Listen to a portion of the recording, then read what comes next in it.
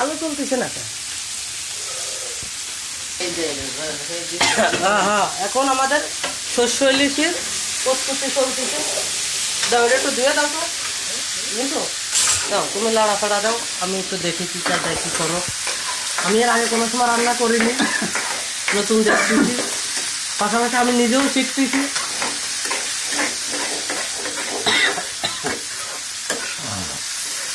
কাঁচামরিচ লাগবে না? লাগবে, আনাম লাগবে। ঠিক আছে, তাহলে কাঁচামরিচটা এই যে প্রথমত এই যে সরিষা এখন এখানে আছে, সরিষা দেওয়ার সময় এখনো হয়নি। দেখাই,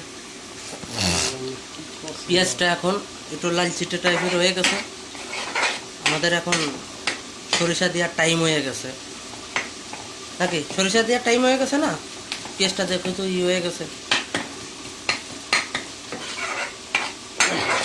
সবাই একটু লাইক করেন, একটু শেয়ার করে দিয়েন, যারা দেখে নাই তারা দেখবে।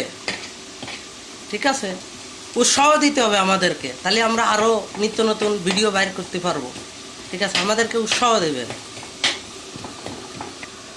এই যে এখন সরিষা দিয়ে দিচ্ছি, যেহেতু এটা সরিষা ইলিশ। আমাদের বড় ভাই কিভাবে রান্না করে আমরাও শিখে নিচ্ছি, পাশাপাশি আপনারা যারা দেখতেছেন, এটা পুরো ভিডিওটাই আছে, কি কি দিচ্ছি আপনারাও দেখতে পারতেছেন। এর ভিতরে সরিষাটা কিভাবে হবে, সব জাতীয় জিনিস আছে এখানে, আপনারা দেখতে পারেন। অবশ্যই টেস্টি হবে অনেক, আশা করি।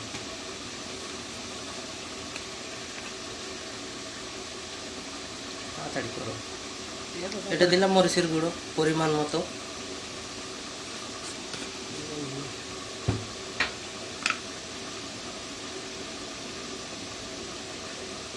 হলুদের গুঁড়ো পরিমাণ মতো,